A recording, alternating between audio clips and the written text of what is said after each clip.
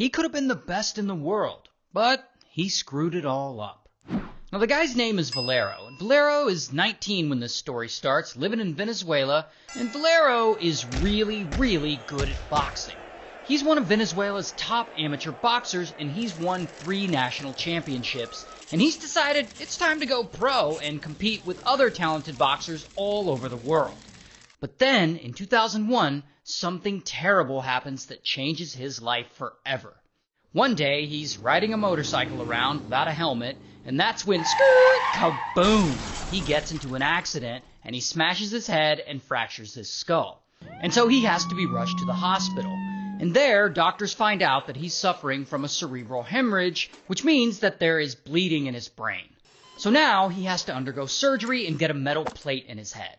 And for a boxer like Valero, this is extremely serious. A major head injury is something that could easily stop him from ever being cleared to fight again. Not only that, but after this accident, people around him notice his personality starts to change. Like he's having these big mood swings, he's a bit more paranoid about things. It's almost like he's a different person. Regardless, he manages to recover physically from his accident, and doctors clear him to return to boxing. So in 2002, he returns to the ring and he officially turns pro.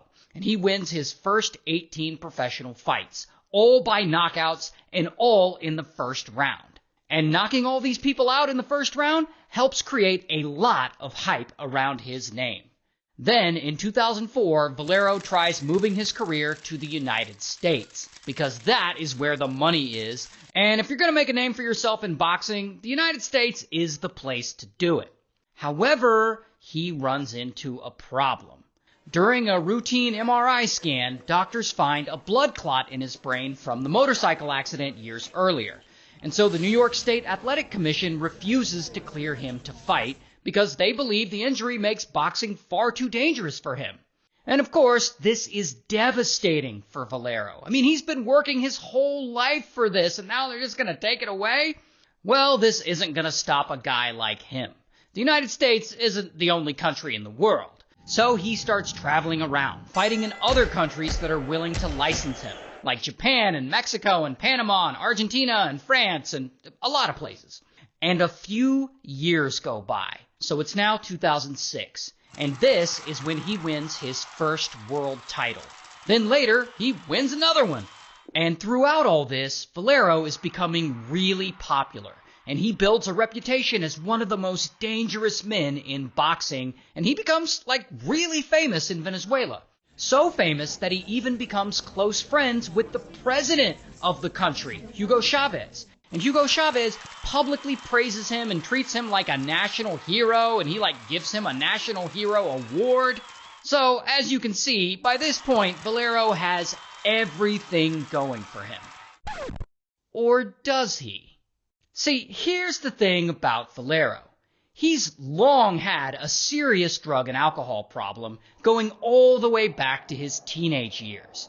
And his recent fame has only made his addiction worse. He's constantly abusing cocaine and heroin and other drugs. And over time, this really affects his mental state. And remember, he was already messed up mentally from that motorcycle accident years before. Well, now he starts getting more paranoid. He's always convincing himself that people are trying to kill him.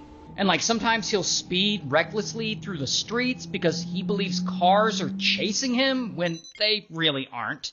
He also engages in all kinds of risky behavior.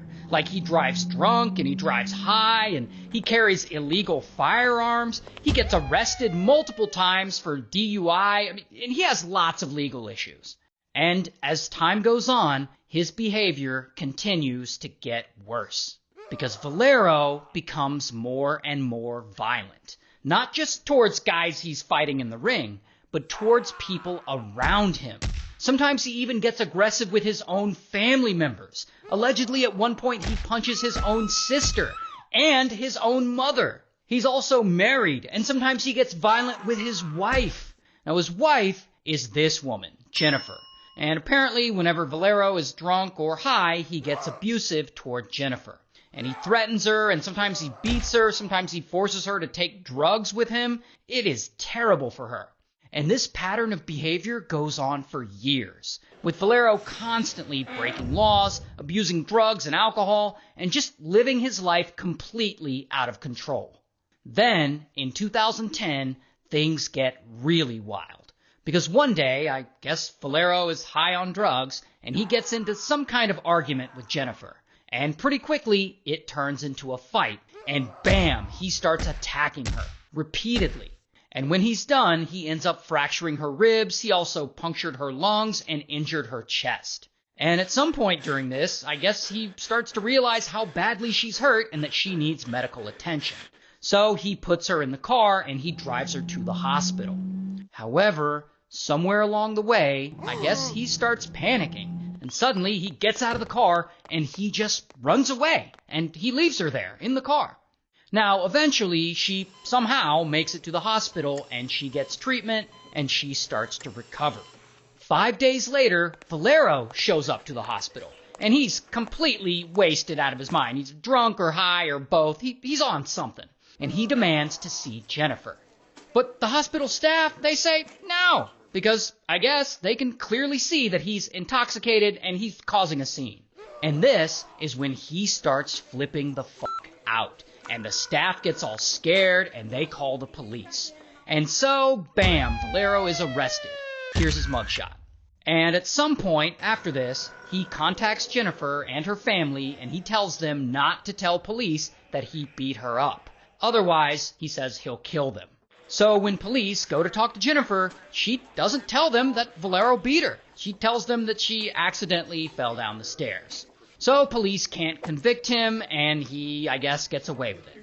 However, by this point, the whole wife-beating scandal story has broken publicly, and it's all over the news. Because remember, he's super famous in Venezuela. I mean, he's still their best boxer, and he's champion, he's undefeated, 27 wins, 0 losses, with 27 knockouts. He's a big deal there. And so this story blows the up. It's everywhere. And it's all embarrassing for Valero, because now the public knows that he's an abuser and a drug addict. And so Valero's friend, Hugo Chavez, the Venezuelan president, he decides to step in and help out. And he helps arrange for Valero to be sent to Cuba to attend some kind of drug rehab program. But Valero, he isn't about to go spend a couple of months in Cuba and no drug rehab. No, fuck all that. So instead of getting on his scheduled flight, he rents a car and he loads it up with a ton of cash and cocaine, and he somehow convinces Jennifer to leave with him. And the two of them quickly pack all their things and they take off together and they flee to a completely different city. Later that night, they check into a local hotel, and inside that hotel room, Valero goes right back to getting high on something.